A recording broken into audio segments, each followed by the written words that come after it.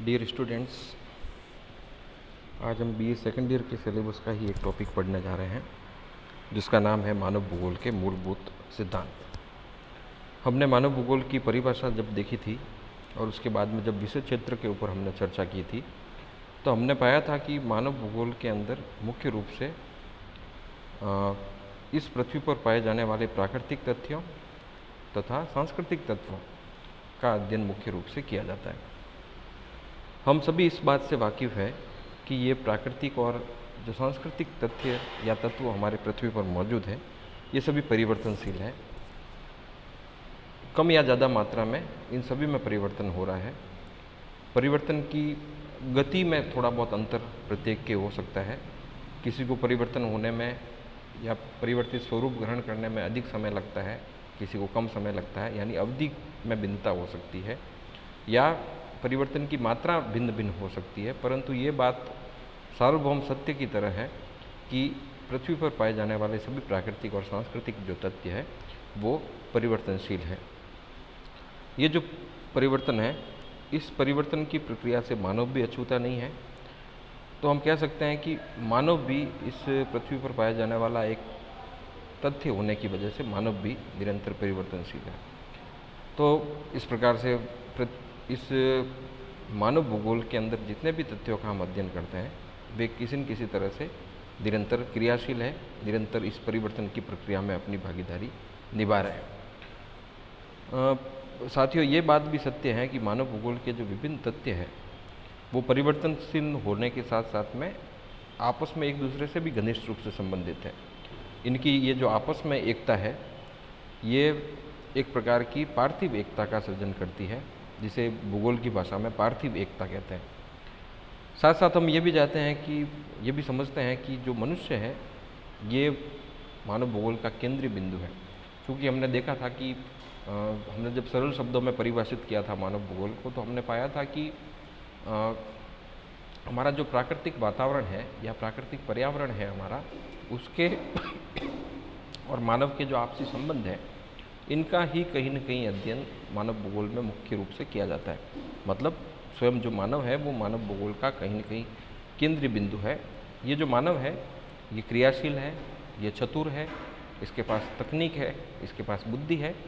इस तरह से मानव जो कि सक्रिय है, जो कि तर्क करता है, जो कि बुद्धि और कौशल में से निपुण है, वह मानव कहीं न कहीं इस पृथ्वी के अंदर समायोजन की क्रिया करता है। समायोजन पृथ्वी के साथ करने के लिए वो निरंतर प्रयासशील रहता है और इस वजह से विभिन्न प्रकार की गतिविधियाँ वह इस पृथ्वी पे करता है और कई नए सांस्कृतिक तथ्यों का यहाँ पे आविर्भाव हो जाता है। तो कुल मिला के हम ये कह सकते हैं कि जिन तथ्यों की अभी हमने बात की, चाहे वो परिवर्तन हो, चाहे वो पार्थिव एकता की बात हो, चाहे वो मानव की केंद्रीय भूमिका की बात हो इस पृथ्वी पर, या मानव के समायोजन की बात हो, इन सभी तथ्यों का यदि आसानी से अध्ययन करना है, सार्थक अध्ययन करना है, तो इस सार्थक अध्ययन के लिए मानव भूगोल में 3 मौलिक सिद्धांतों का प्रतिपादन विभिन्न विद्वानों के द्वारा किया गया है। आज के इस वीडियो में हम मानव भूगोल के ये जो 3 मूलभूत सिद्धांत हैं इन्हीं के बारे में समझने का प्रयास करेंगे। मानव भूगोल के जो मूलभूत सिद्धांत हैं ये जैसे मैंने अभी बताया 3 हैं। इन 3 के नाम आप इन सिद्धांतों को देख लीजिए कौन कौन से सिद्धांत हैं ये।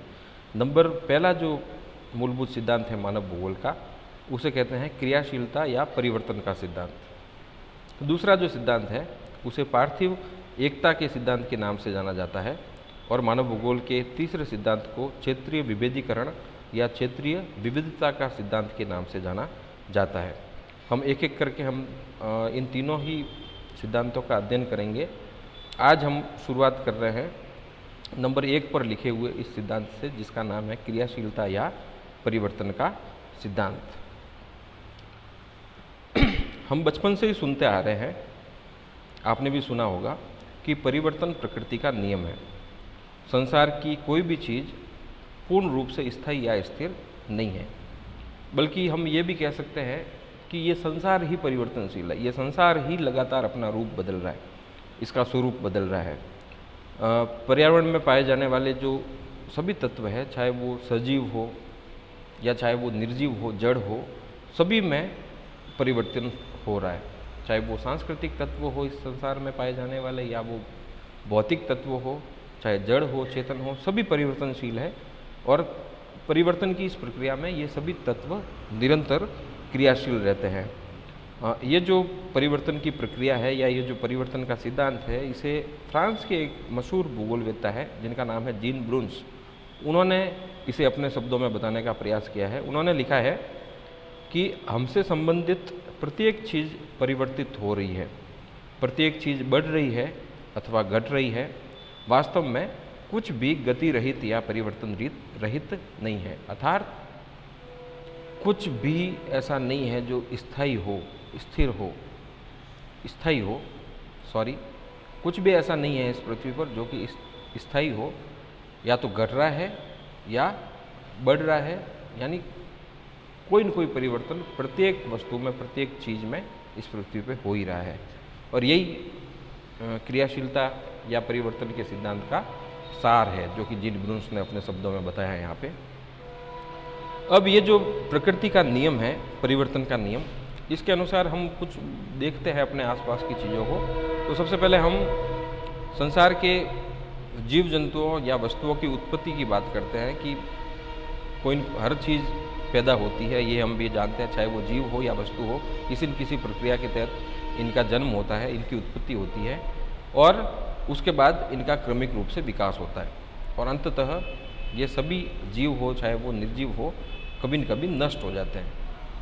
इनके पैदा होने से लगा करके इनके नष्ट होने तक का ये जो चक्र है, इसे जीवन चक्र के नाम से यानी लाइफ साइकिल के नाम से जाना जाता है। ये विकास का ये जो क्रम है या ये जो जीवन चक्र है वो सभी वस्तुओं पर लागू होता है, सभी तत्वों पर लागू होता है। जैसे हम बात करें जीवों की, तो जितने भी जीव हैं वो जन्म लेते हैं, जन्म लेने के बाद उनकी बाल्यावस्था आती है, उसके बाद युवा अवस्था आती है, उसके बाद वो प्रौढ़ावस्था को प्राप्त करते हैं, उसके बाद उनकी वृद्धावस्था आ जाती है और वृद्धावस्था के पश्चात ये किसी न किसी तरीके से इनका विनाश हो जाता है, ये नष्ट हो जाते हैं। अर्थात इनका नष्ट होना भी निश्चित है। जिस प्रकार से इनसे ये पैदा हुए थे, जो पैदा हुआ है उसका नष्ट होना निश्चित है। अब हम और भी कुछ तत्वों की बात यहाँ देख लेते हैं। जैसे हम पृथ्वी के धरातल की बात करते हैं, पृथ्वी के धरातल को भी आप अगर गौर से देखते हो तो ये भी स्थायी नहीं है। धरातल या तो कहीं पर ऊपर उठ रहा है या कहीं पर नीचे धंस रहा है, नीचे जा रहा है।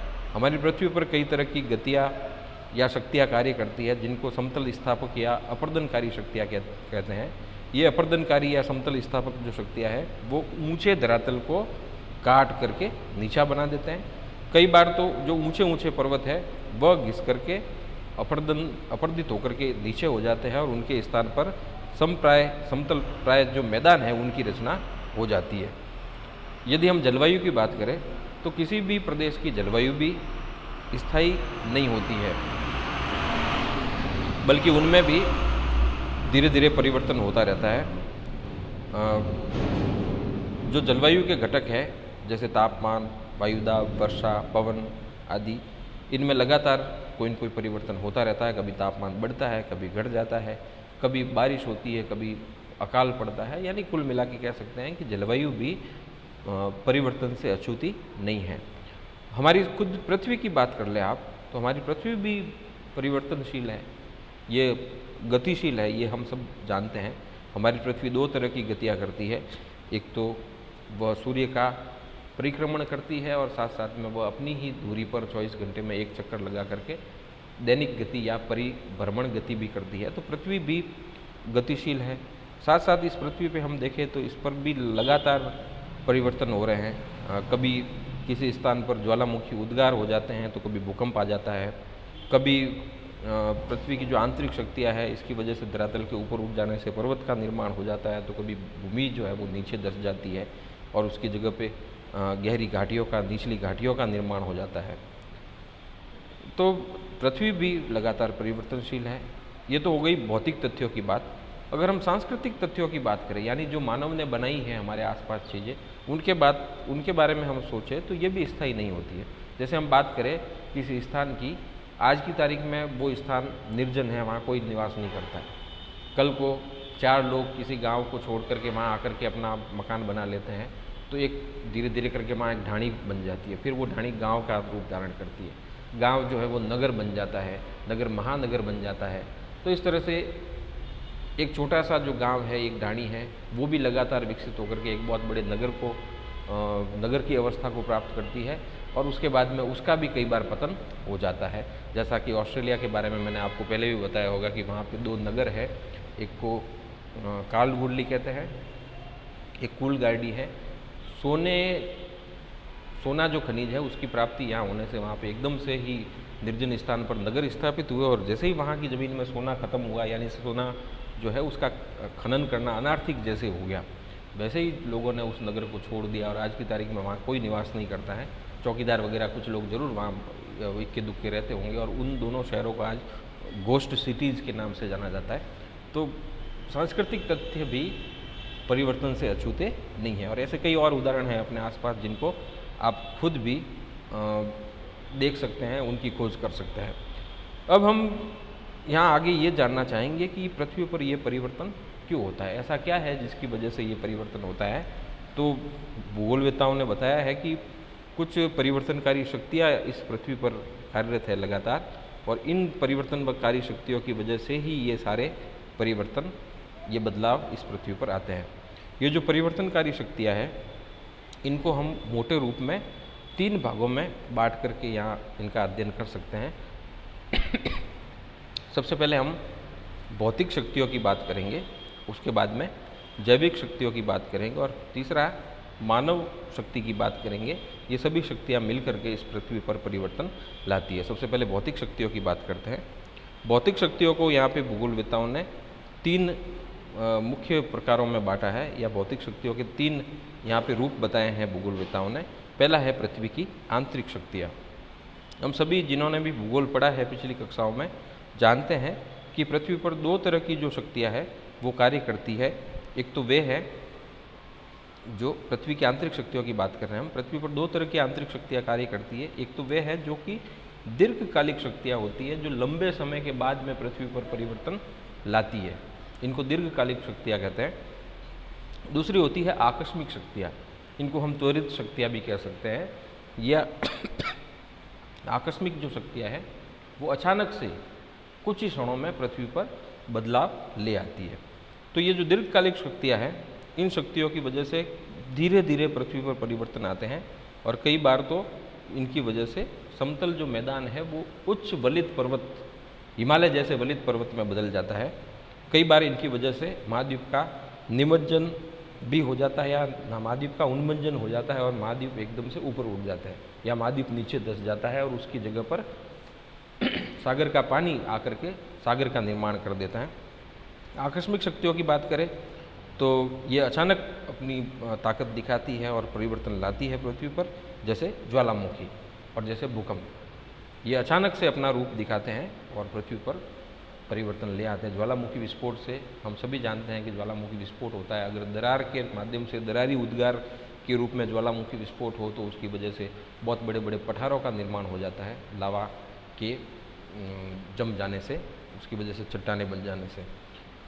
या कई बार ज्वालामुखी विस्फोट की वजह से शंकु पर्वत का निर्माण हो जाता है। कई बार जब भूकंप आता है तो भूकंप की वजह से दरार बन जाती है, या बहुत सारे मकान टूट जाते हैं। कई जगह पर भूकंप की वजह से कई तरह के बदलाव आ जाते हैं, और कुल मिलाकर के जो परिवर्तन है वो हो जाता है। तो ये थी पृथ्वी की आंतरिक शक्तियाँ। दूसरा जो भौतिक शक्ति है वो है सौर ऊर्जा या सूर्य की शक्ति। सूर्य की जो शक्ति है उसकी वजह से हमें ताप और शक्ति की प्राप्ति होती है, पावर और टेम्परेचर, मतलब गर्मी जिसको हम कहते हैं, उसकी प्राप्ति होती है। पृथ्वी की जो आकृति है वो गोल है, हम सब जानते हैं, और पृथ्वी साथ साथ में दैनिक और वार्षिक गति भी कर रही है, और पृथ्वी अपनी दूरी पर यानी अपनी कीली पे झुकी हुई भी है, इस बात को भी हम सब जानते हैं। और इसी की वजह से हमारी पृथ्वी पर प्रत्येक स्थान पर तापमान का अलग अलग मात्रा में सूर्य के द्वारा वितरण किया जाता है। और ये जो तापमान का असमान वितरण हमारे भूतल पर होता है, इसकी वजह से जगह जगह सूर्य ताप की मात्रा में भिन्नता आती है, और ये जो भिन्नता है उस भिन्नता की वजह से, ये तापमान की भिन्नता है, ये तापमान की भिन्नता की वजह से विभिन्न स्थानों पर वायुदाब में भिन्नता उत्पन्न होती है। और जब वायुदाब में भिन्नता उत्पन्न होती है तो हम सब जानते हैं पवन चलती है, पवन गति करती है, साथ साथ में वायुमंडलीय दशाओं में परिवर्तन आता है, आंधी आ जाती है, तूफान आ जाते हैं, चक्रवात आ जाते हैं, वर्षा होती है, हिमपात हो जाता है, कोहरा या ओस की स्थिति बन जाती है। तो हम ये कह सकते हैं कि हमारी पृथ्वी पर बहुत सारे जो परिवर्तन हैं उनको लाने के पीछे सौर ऊर्जा या सूर्य शक्ति का बहुत बड़ा योगदान होता है। साथ साथ में जो जीव जंतुओं का विकास होता है या उनका जीवन है उसे भी सूर्य शक्ति बहुत अधिक मात्रा में प्रभावित करती है। तीसरी भौतिक शक्ति है वह है गुरुत्वाकर्षण शक्ति। गुरुत्वाकर्षण शक्ति के बारे में हम जानते हैं ये वह अदृश्य शक्ति है जिससे पृथ्वी अपनी सतह पर अथवा उसके ऊपर स्थित वस्तुओं को अपनी ओर खींचती है, अपनी ओर आकर्षित करती है। पृथ्वी की जो यह शक्ति है, यह शक्ति भूतल के विभिन्न भागों में संतुलन स्थापित करती है और इस कार्य में ये जो गुरुत्वाकर्षण शक्ति है वो हमेशा ही प्रयत्नशील रहती है। वह चाहती है हर समय कि संतुलन स्थापित हो इस पृथ्वी के ऊपर। इसी की वजह से ऊंचे क्षेत्रों पे जो जल बरसता है वो बह करके नीचे क्षेत्रों में आता है। ठीक है, कुछ चीज़ आप ऊपर फेंकते हो तो वो नीचे आती है। इसके साथ साथ में वायुमंडल की जो निचली परतें हैं उनमें इसी गुरुत्वाकर्षण की वजह से वायुदाब अधिक होता है और जैसे जैसे ऊपर स्थित परतों में जाते हैं तो वायुदाब कम होता जाता है। अर्थात हर तरीके से ये जो गुरुत्वाकर्षण शक्ति है वो बैलेंस बनाने का काम हमारी पृथ्वी पर करती है। तो परिवर्तन लाने वाली शक्तियों में गुरुत्वाकर्षण शक्ति का भी बहुत महत्वपूर्ण योगदान है। ये थी भौतिक शक्तियाँ तीनों ही जिनको हमने पढ़ा यहाँ पे। पहली पृथ्वी की आंतरिक शक्ति देखी हमने, दूसरी सौर ऊर्जा और तीसरी गुरुत्वाकर्षण शक्ति की बात हमने की। जो परिवर्तन लाने वाली शक्तियों का जो दूसरा जो ग्रुप है वो है जैविक शक्तियाँ। जैविक शक्तियों की बात करें तो जैविक शक्तियों का तात्पर्य है यहाँ पे पेड़ पौधे, पशु और जीव जंतुओं से। ठीक है, पेड़ पौधे और जीव जंतु और पशु, मानव के अलावा जितने भी हैं वो जैविक शक्तियों में शामिल किए जाते हैं। ये भी धरातल पर परिवर्तन लाने में सदैव लगे रहते हैं। जैसे हम पेड़ों की बात करें तो जो पेड़ है, पेड़ जैसे जैसे बढ़ता है उसकी जड़ें ज़मीन में गहरी उतरती है और ये जो जड़ें हैं वो गहराई की तरफ जा कर के मोटी भी होती जाती है। और जब चट्टानों की दरारों के बीच में ये जड़ें पहुंच जाती है तो इन जड़ों के दबाव की वजह से चट्टानें टूट जाती है, टूट फूट के बिखर जाती है और उस स्थान पर कई बार चट्टान की जगह पे चट्टानें वहाँ से हट जाती है टूट करके और एक गर्त का निर्माण हो जाता है, गड्ढे का निर्माण हो जाता है। और इन चट्टानों के टूटने फूटने से मिट्टी का भी निर्माण होता है। जो पौधे हैं उनकी जड़ें और इनके जो पौधों के जो अवशेष है वो सड़ करके मिट्टी में मिलते हैं और इसकी वजह से मिट्टी का विकास भी होता है और मिट्टी का निर्माण भी होता है। कई जो जीव जंतु हैं और पशु है वो भूमि को लगातार खोदते हैं, बिल बनाते हैं, अपने घरौंदे बनाते हैं। तो इन सभी कारणों से परिवर्तन इस पृथ्वी पर आता रहता है। तो ये भी एक महत्वपूर्ण शक्ति है जो परिवर्तन लाती है पृथ्वी के ऊपर।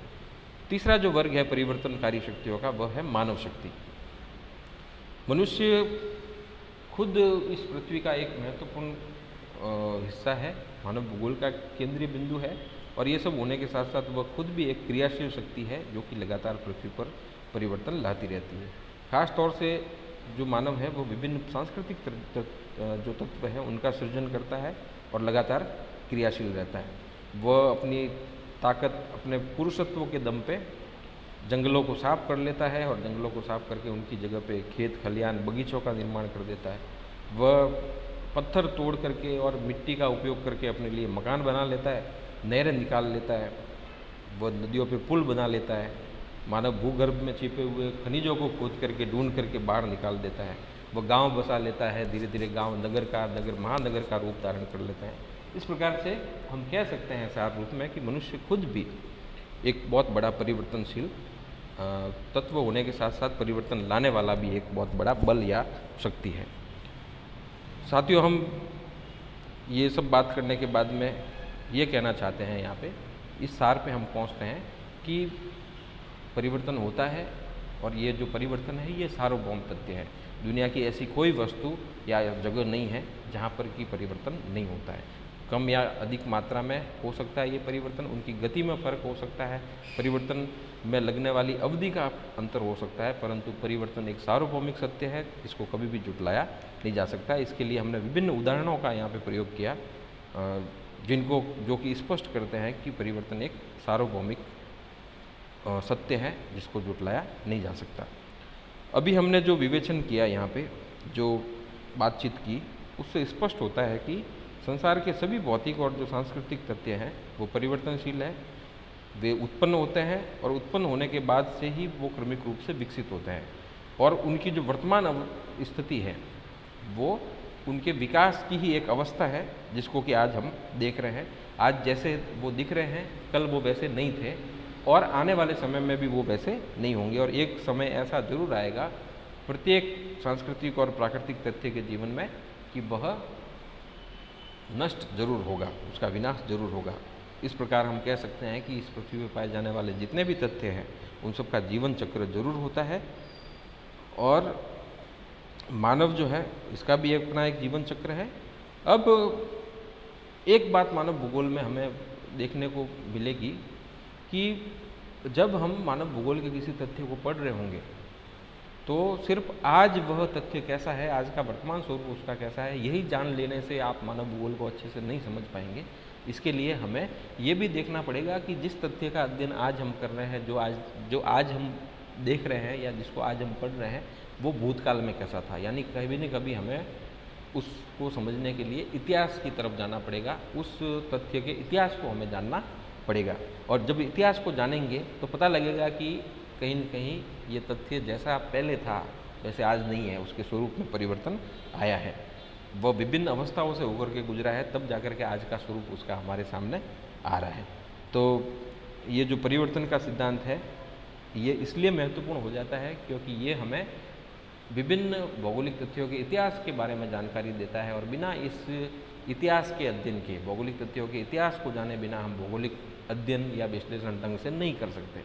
इसलिए हमारा ये जो परिवर्तन का सिद्धांत है ये बहुत ज़्यादा महत्वपूर्ण हो जाता है, क्योंकि इसकी सहायता से ही हम मानव भूगोल को या भूगोल को ढंग से समझ सकते हैं। धन्यवाद। अगले वीडियो में हम बात करेंगे दूसरे सिद्धांत की,